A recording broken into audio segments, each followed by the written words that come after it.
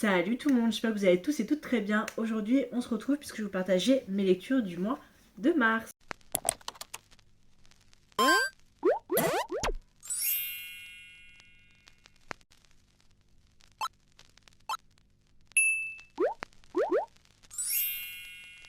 Je crois que le mois de mars, c'est le mois où j'ai été vraiment le plus productif niveau lecture, genre vraiment. Parce que si on fait le point sur ma palle que je m'étais fixée pour le mois de mars, sur les 9 romans, j'en ai lu qu'un seul, mais j'ai lu beaucoup plus que prévu. Voilà. Sachant que j'avais le tome 12 à 17 de One Piece que je devais lire, que j'ai lu, donc ce qui faisait déjà beaucoup, 12, 13, 14, 15, 16, 17, ça m'en faisait 6 en plus, et j'ai ensuite relu d'autres tomes de One Piece, donc 18, 19, 20, voilà, ce qui m'a fait quand même pas mal de lectures. J'ai eu beaucoup de déceptions le mois dernier, j'ai eu mon premier 5 étoiles, j'ai eu de très très belles découvertes niveau lecture. Ma première lecture en mars, ça a été Amour solitaire, qui est donc un recueil de poèmes. J'ai mis 3 étoiles parce que j'ai pas trop aimé. En gros, c'est un recueil de poèmes érotisme, si on peut dire, mais via SMS. Donc en fait, c'est au lieu que ce soit en prose, c'est l'un des seuls mots que j'ai retenu de mes cours à l'époque au collège, au lieu que ce soit en prose, c'était vraiment en SMS, ça se passait sur 2-3 ans, et j'ai pas du tout aimé. Voilà, et enfin, j'ai rien ressenti. Je l'ai lu parce que je devais le lire, mais j'aurais très plus facilement le DNF, mais je me suis dit, je veux quand même connaître la fin. Et j'ai pas trouvé ça extra. En fait, j'ai l'impression qu'il manquait vraiment quelque chose qui faisait waouh, ok. En général, quand les seuls recueil de poèmes que j'ai lu, il y avait un ou deux poèmes qui m'avaient pas mal touché, je m'étais beaucoup retrouvée dedans, mais là il y avait rien du tout, je me suis plutôt ennuyée, je me suis dit ouais bon, après l'idée est originale de mettre genre des SMS, conversations de SMS pour changer de d'habitude, mais ça m'a pas autant plu que ça, voilà très clairement.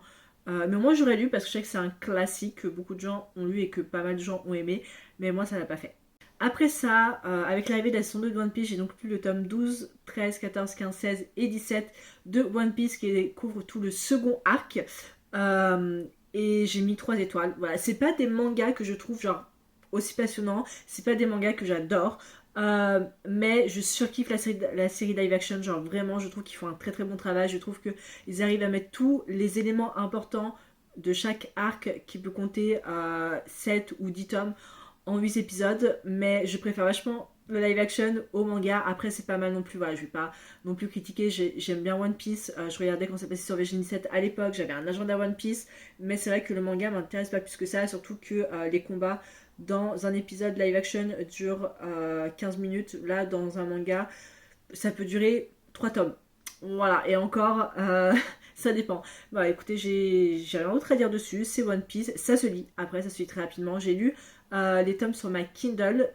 Donc voilà, c'est tout. Après ça, j'ai voulu lire quelque chose pour me remettre un peu dans le bain avant que je me retrouve en panne de lecture. Et j'ai donc décidé de lire The Bride de Daphne Perry, qui est donc le premier tome de sa saga Calamity Montana, là que j'ai chez l'édition Le Pal. Et j'ai mis 3 étoiles.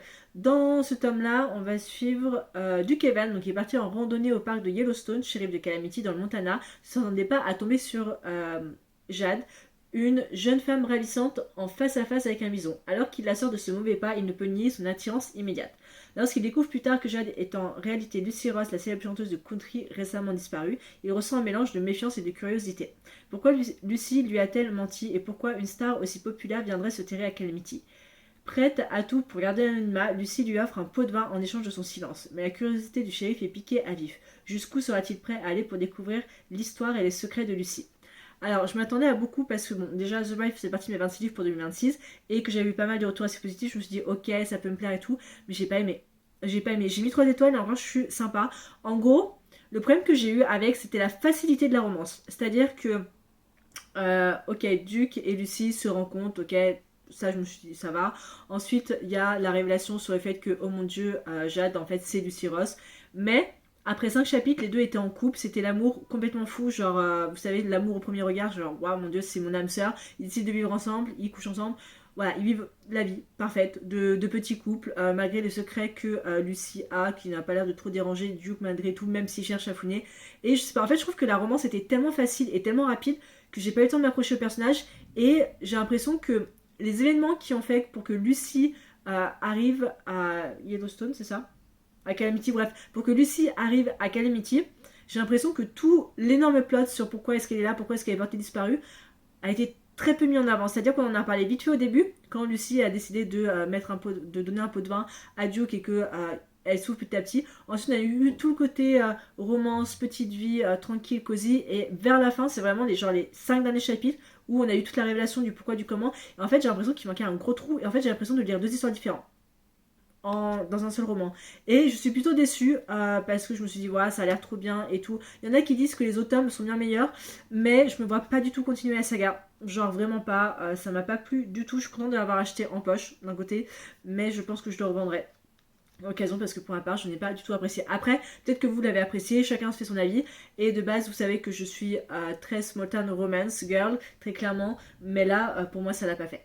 Je continue avec les déceptions. J'ai lu Dear Debbie de Freda McFadden. J'ai mis 3 étoiles. En gros, Dear Debbie c'est comme The Bride. On aurait dit un téléfilm de TF1. Voilà, c'est tout simplement un téléfilm de TF1. C'est même pas un film Hallmark qui après est diffusé sur TF1. C'est vraiment un téléfilm TF1. Je n'ai pas du tout aimé. Enfin, c'est pas, je veux pas dire que je n'ai pas aimé. J'aime beaucoup Freda McFadden. Mais en fait, j'ai l'impression, parce que j'en ai lu 2 de Freda McFadden, ce mois-ci, en fait, j'ai vraiment l'impression qu'elle cherche à recréer des romans qui ont la hype que la femme de ménage. Avec moi, ça prend pas. Genre vraiment pas. C'est dommage parce qu'il y en a que j'aime beaucoup, il y en a que j'ai beaucoup apprécié niveau lecture, mais c'est vrai que Dear Debbie, c'est pas mon préféré. J'ai pas, enfin.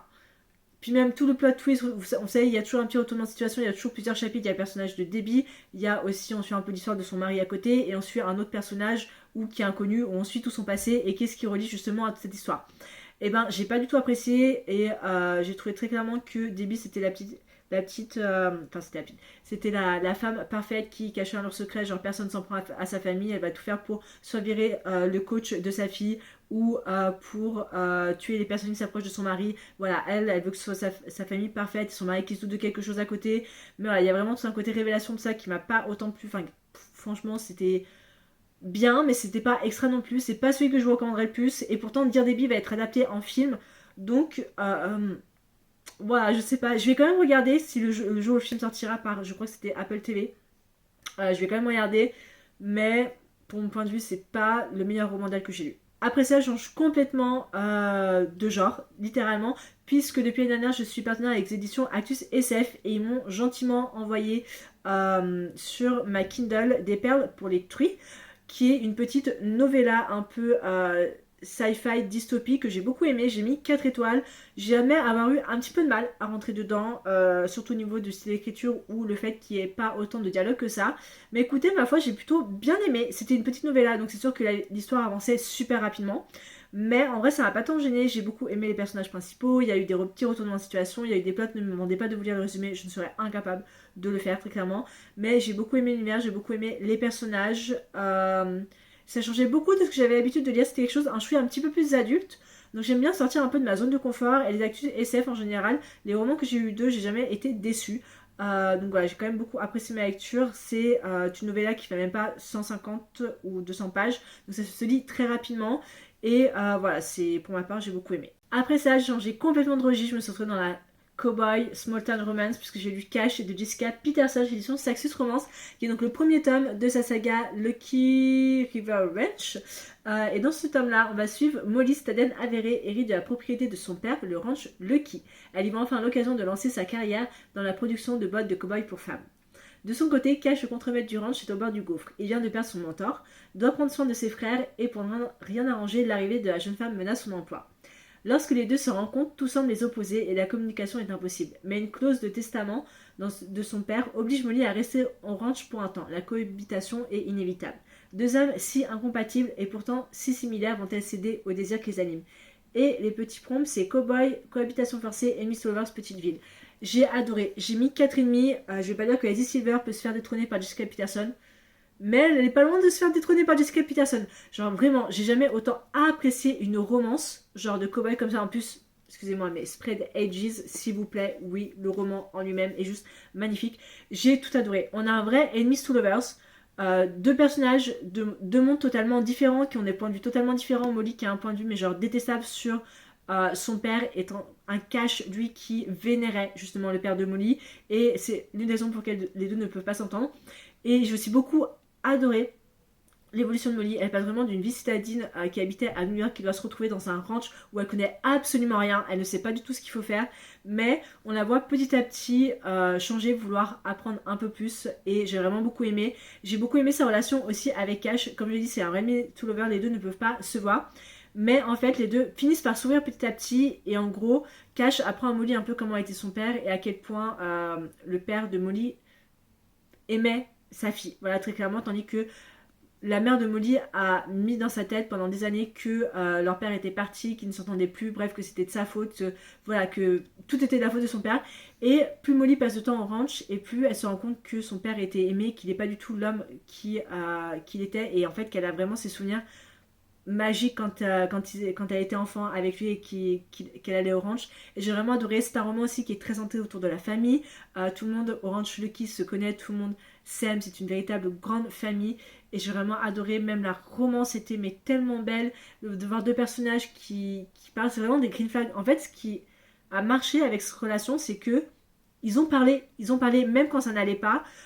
Ils ont parlé, ils ne se sont jamais rien caché. Cash et Molly ne se sont rien cachés. Et j'ai vraiment beaucoup aimé justement toute cette relation. Et la fin, ah là là, la fin, il me faut le tome 2, il me faut le tome de Wyatt qui, je crois, sort le mois prochain. Il me semble, mais en tout cas j'ai super hâte. Vraiment, c'est vraiment un roman que j'ai vraiment beaucoup aimé. Si vous n'êtes pas très small town romance cowboy et que vous cherchez vraiment quelque chose de vraiment bien, très cliché, mais qui fonctionne à la fois, je peux vraiment conseiller que Cash parce que j'adore. Et franchement, si le tome 2 est tout aussi bien que le tome 1, surtout parce que, bref, on suit les frères de Cash, bien évidemment. Si c'est vraiment aussi bien que ça, je pense que Jessica Peterson peut facilement détrôner Alice Silver. Et vous savez que Alice Silver, c'est ma queen des cowboy romance. Je change complètement d'univers et d'époque puisque j'ai lu La révolte de la reine de Morgane Moncombe chez son Hugo Roman, qui est donc le premier tome de sa trilogie Inheritance. Et dans ce tome-là, ça se passe en 1788 à Versailles. Acacia se voit endosser un rôle qu'elle aurait tout donné pour éviter, reine de France. Pour le peuple, elle incarne l'espoir d'un pays à bout de souffle. Pour la cour, celui d'une souveraine vouée à sécuriser le trône. Or, la jeune mariée se révèle tout sauf docile, frivole, imprévisible et un brin rebelle, loin de l'exemplarité attendue d'elle. Elle fascine autant qu'elle scandalise. Son époux, Alexandre d'Arc de Lys, est détesté par tous ses sujets. Devenu roi par défaut après la mort de son frère aîné, il règne sous la menace constante de ses ennemis et d'une maladie que beaucoup espèrent fatale. Acacia est pour lui une faiblesse de plus et une dangereuse tentation. Depuis leur rencontre, la relation vire à l'affrontement. Pourtant, derrière les piques et les faux-semblants, une attraction brûlante menace de tout faire basculer.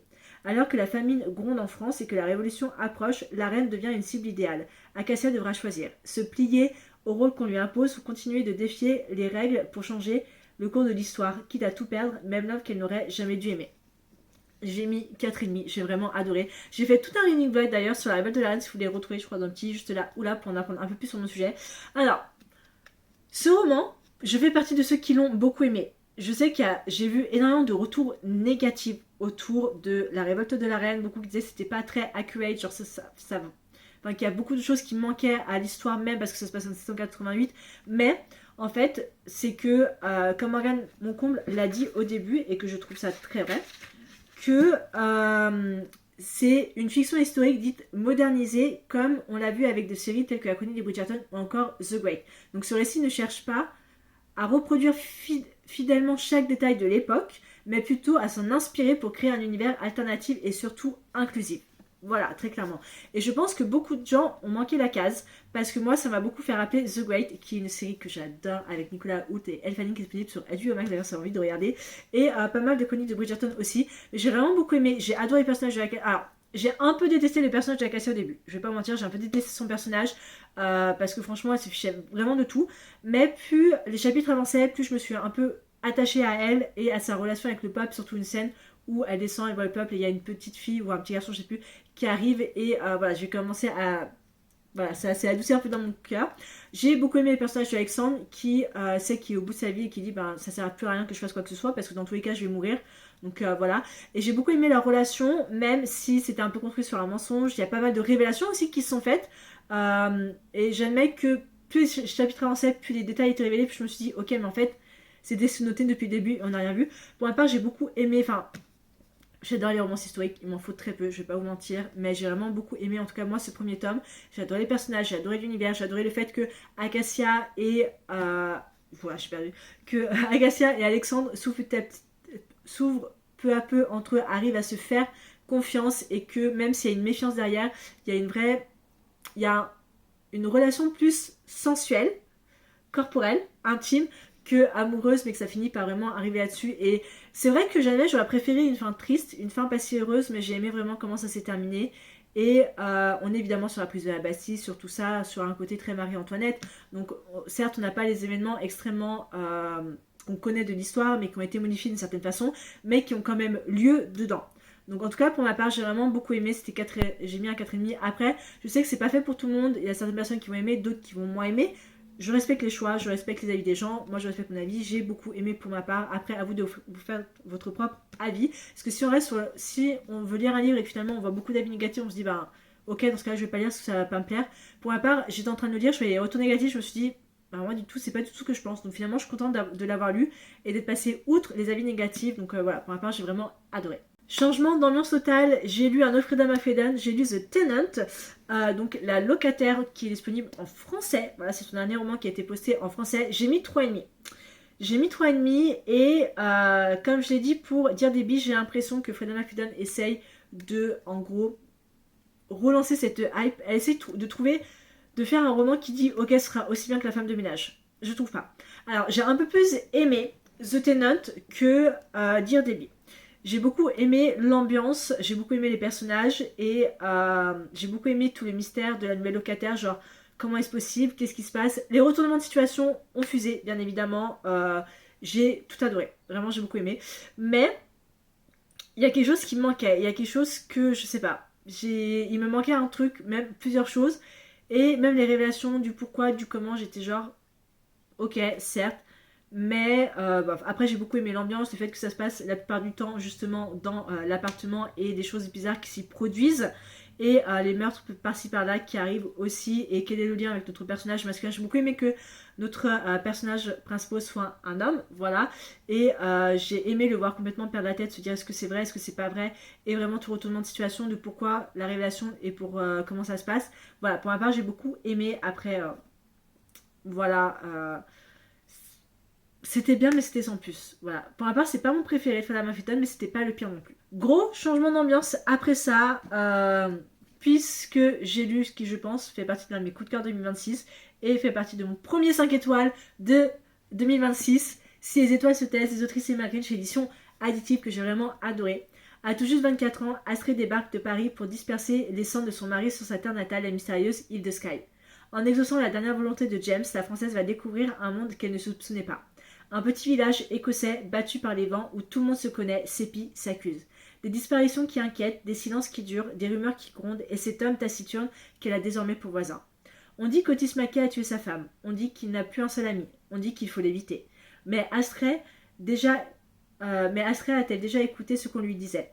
Pour mener son enquête, elle va se rapprocher de celui qu'elle croit capable du pire, aussi sombre et insaisissable que le papillon noir qu'il s'est tatoué sur le cœur. Au milieu des falaises perchées dans la brume, elle va devoir déterrer des vérités qui font mal et regarder toutes ses certitudes s'envoler. Et si c'était elle, le papillon de nuit destiné à mourir avant le matin? Mais ce roman, mais je l'ai adoré. J'avais lu la vie en vrai, je crois, des autrices Emma Green, et c'est vrai que beaucoup des romans qu'ils ont me font envie, mais je sais pas, c'est vraiment le roman qui va genre me dire waouh. Et ce roman, c'est vraiment le roman qui a été waouh. C'est une romance thriller. Je suis désolée. Qui se passe en Écosse en plus. J'adore l'Écosse, j'adore Highlander, j'adore l'Irlande. Voilà, j'adore tout ça. Je trouve que c'est des pays magnifiques que j'ai envie de visiter. Mais alors avec ça, mais j'ai vraiment adoré. Mais vraiment, je veux une série. Je veux une série, je veux un film, je sais pas. Faites ce que vous voulez, je veux une adaptation. Je veux une adaptation anglaise, écossaise. Voilà, j'en veux. Mais j'en veux une. Franco-écossaise, ce que vous voulez. Mais je veux une adaptation. J'ai adoré, j'ai vraiment tout adoré. J'ai adoré voir Astrid se retrouver dans un monde qu'elle connaît absolument pas. J'ai adoré l'avoir douté d'Otis. J'ai adoré Otis se dire que finalement c'est peut-être pas l'homme aussi, comment ils disent, taciturne et bref, l'homme aussi taciturne que les gens disent. Et en vrai j'ai adoré voir les deux apprendre à se connaître, à s'ouvrir. J'ai adoré voir Astrid, le fait qu'elle se retrouve dans un endroit qu'elle ne connaît pas, qu'elle a beaucoup de mal à être acceptée, qu'elle finit par sauver petit à petit grâce à une certaine libraire que j'ai vraiment adorée, j'ai adoré son fils aussi. Et même, je veux dire, tout le côté révélation, c'est-à-dire qu'on en apprend plus sur elle, mais on en apprend aussi beaucoup plus sur James, son mari décédé, et se rend compte de certaines choses en fait que Emma ne connaissait, enfin que Astrid, j'ai dit Emma, que Astrid ne connaissait absolument pas autour de son mari, et la relation que James avait avec Otis et les autres membres de la famille, et j'ai adoré en fait tout le côté thriller, genre tout ce qui se passe, et se dire ok, il y a des choses bizarres qui arrivent autour de Astrid, il y a des choses bizarres qui arrivent, est-ce que ça a un lien avec ce qui s'est passé avec la disparition de la femme de Otis, est-ce qu'elle est vraiment morte, est-ce que c'est quoi les disparitions bizarres qui se passent, qui en veut à Astrid, très clairement, et puis toute la révélation, tout le côté vraiment révélation, mais les derniers chapitres, mais j'étais tenue en haleine, j'ai vraiment adoré, il y a quelque chose que j'ai surkiffé, alors la fin, surtout, mais je suis désolée, mais la fin, ne me laissez pas sur une fin comme ça, je suis désolée, mais à quand le tome 2 Me dites pas l'année prochaine le tome 2, s'il vous plaît, je ne tiendrai pas jusque là. Mais j'ai vraiment adoré. Alors, surtout que j'ai aussi beaucoup Astrid, elle a 2 sœurs. Donc, de mon point de vue, je me suis dit, ok, donc c'est un premier tome, donc le tome 2 est centré sur notre sœur, le tome 3 est centré sur la troisième sœur. Mais vu comme ça s'est terminé, j'ai vraiment un doute. Je me dis, est-ce qu'on a vraiment su Astrid et Otis que ça va être une duologie, une trilogie, une quadrilogie Je n'en sais rien. Mais j'ai vraiment adoré, les personnages étaient vraiment super attachants. Le côté très thriller, très cosy aussi, parce que ça se passe en Écosse. Donc avec des... Oh, je sais pas, j'ai vraiment adoré du début à la fin, je serais que vous dire. Franchement, si vous avez jamais lu de roman de Emma Green, foncez, lisez-le. Si vous n'êtes pas très thriller, franchement, foncez. Si vous aimez tout ce qui est la romance, un peu un vrai enemies to lovers, genre avec un peu de mystère et tout, vous allez vraiment adorer pour ma part. Premier 5 étoiles de cette année 2026, premier coup de cœur de cette année 2026, franchement j'ai adoré. Le dernier roman que j'ai lu, c'est Crookhaven, donc le premier tome, l'école des voleurs chez Édition PKJ, par contre ne me donnez pas le nom de l'auteur, je ne saurais pas. J'ai mis 4 étoiles. Alors j'ai lu Crookhaven simplement parce que j'ai appris que c'était une série, voilà, une série qui est sortie justement le mois dernier. Et je me suis dit, j'ai vu que c'était adapté des livres et je me suis dit, ok, bon bah autant que j'ai ce premier tome. C'est en gros on va suivre un jeune adolescent qui vit avec sa grand-mère, ses parents l'ont abandonné et tout. Et pour vivre, c'est un pickpocket, c'est un voleur, c'est un pickpocket très très perfectionné, voilà. Et il décide un jour de voler le portefeuille d'une personne qui n'aurait pas dû et se retrouve avec une carte en disant ok, eh ben je veux tes talents, retrouve-moi à l'académie Crookhaven. Il part là-bas et en gros Crookhaven c'est une académie pour former les meilleurs voleurs au monde, voilà, qui volent pas mal des arts, qui volent des choses, bref, tout ça. Et donc, on va suivre notre protagoniste masculin, se faire des amis et participer au fameux, comment dire, à la fin de l'année, si vous voulez, il y a une sorte de grand jeu, de reproduction d'un vol, enfin d'un musée ou autre, et le but c'est de voler. Voilà, c'est de voler ce truc et de remporter un peu la coupe, si on peut dire, du meilleur voleur. Mais notre protagoniste masculin, plus va passer de temps là-bas, plus va apprendre certaines choses et découvrir certaines choses sur son passé. C'est tout ce que je peux dire. J'ai beaucoup aimé. J'ai beaucoup aimé pour un roman jeunesse, j'ai trouvé ça vachement intéressant. Le système des points, les personnages. J'ai beaucoup adoré le côté très voleur, en apprendre un peu plus sur le hacking, sur comment faire ci, sur comment faire ça. J'ai beaucoup aimé les personnages aussi. Tout le petit révélation autour de notre protagoniste masculin, qui je crois s'appelle James, il me semble, et on apprend plus sur son passé surtout, et comment est-ce qu'il est connecté à Crookhaven. Voilà. Et j'ai aussi beaucoup aimé sa relation avec Pénélope, qui est la fille du directeur. Et voilà, les deux qui ont un peu de mal à s'entendre, mais qui finissent par se lier un peu d'amitié. Et voilà, c'est un premier tome. C'est un roman jeunesse qui se lit très facilement. J'ai eu des retours bien positifs dessus. J'ai toujours pas eu l'occasion de regarder la série, mais pourquoi pas regarder le mois prochain. C'est pas une série que je me disais, ok, je vais attaquer et lire tome 2.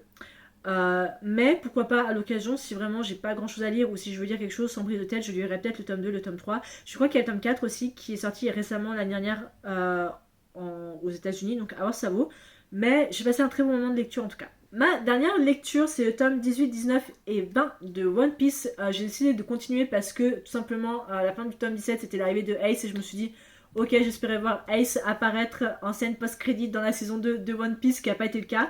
Mais surtout que je me dis, si je lis arc par arc, en fait, ça va être extrêmement long le temps d'attente. Sachant pas tant que ça, parce que la saison 3 de One Piece sort l'année prochaine. Donc en vrai j'ai pas autant de temps à attendre, mais j'ai commencé à lire quand même le troisième arc parce que après ça va me faire trop gros à lire et je risque de me retrouver en panne de lecture. Voilà, mais j'ai mis 3 étoiles parce que pareil ça se lit bien, je suis contente d'avoir l'arrivée de Ace parce que Cholo qui va jouer Ace, j'ai envie de dire oui, voilà. Mais c'est One Piece, j'ai mis 3 étoiles, j'avais envie quand même de continuer un peu mes moments de lecture, donc en vrai ça va, j'ai lu pendant 23 jours. Voilà, 23 jours consécutifs, ce qui est, écoutez ma foi, vraiment cool. Donc voilà, c'était tout dans ce que concernait mes lectures du mois de mars. J'espère vraiment que la vidéo vous a plu. Quels ont été vous, vos coups de cœur et vos déceptions du mois dernier? J'aimerais beaucoup savoir. Si je devais faire point, ma meilleure lecture pour mars a été Si les étoiles se taisent. Et ma pire lecture ou déception, ça a été Amour solitaire et je pense Dire des billes. Voilà, ce sont mes seules déceptions que j'ai lues à côté. Mais je suis quand même très contente parce que j'ai commencé deux nouvelles sagas. Donc j'ai commencé Inheritance et Lucky River Ranch, que j'ai beaucoup aimé. Et j'ai abandonné une saga que j'avais à peine commencé, donc qui est Calamity Montana, que je ne relirai pas bien évidemment. Et que je pense irait vendre à Gilbert Joseph avec d'autres romans à côté. Dans tous les cas, j'espère vraiment que la vidéo vous a plu et je vous retrouve la semaine prochaine pour une nouvelle vidéo. Ciao!